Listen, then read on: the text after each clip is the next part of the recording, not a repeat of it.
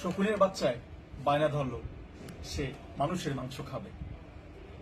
তারপরই বাবা শকুন সে বেরিয়ে পড়ল মানুষের মাংসের খোঁজে। সারাদিন খোঁজাখুঁজির পর সে মানুষের মাংস না পেয়ে এক টুকরো শুকুরের মাংস নিয়ে আসলো। যখন বাচ্চা শকুনকে সেই শুকুরের মাংস খেতে দিল, তখন সে বাবাকে বলল, বাবা, এটা তো শুকুরের মাংস, আমি মানুষের মাংসই চাই এবং এখন। তখন বাবা শকুনের আর কি করার, সে সাথে সাথে আবার বেরিয়ে পড়ল মানুষের মাংসের খোঁজে। সে সারাদিন খোঁজার পরেও কোথাও আর মানুষের মাংস পেল না। সে খুঁজে নিয়ে আসলো একটা মরা গরুর মাংস। যখন আবার খেতে দিল বাচ্চা শকুনকে, তখন আবার সে বাবাকে বলল, বাবা, এটা তো গরুর মাংস, আমার মানুষের মাংসই চাই এবং এখন। তখন বাবা শকুন সে চিন্তা করলো যে আসলে কি করা যায়।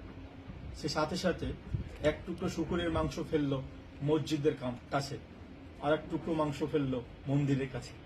যখন এগুলো ফেললো, বাঙালি জাতি তো এমনিতেই ধর্মভীরু সবাই, এটা নিয়ে গন্ডগোল বেজে গেল। নিমিষেই প্রায় অনেকগুলো মানুষ মারা গেল।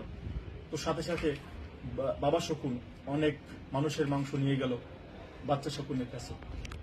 বাচ্চা শকুন খেয়ে বলল, বাবা, এত মাংস তুমি কোথায় পেলে? তখন বাবা শকুন বলল যে এইভাবে আমি 2 টুকরো মাংস মসজিদের সামনে এবং মন্দিরের সামনে ফেলছি। এই কারণে মানুষের ভিতরে খুব হট্টগোল লেগে তারা এভাবে নিজেদের ভিতরে গন্ডগোল করে তারা মারা গেল। এরকম ভাবে আমাদের মানুষ জাতির ভিতরে অনেক শকুন আছে। তো সবাই এই শকুন থেকে সাবধান থাকবেন।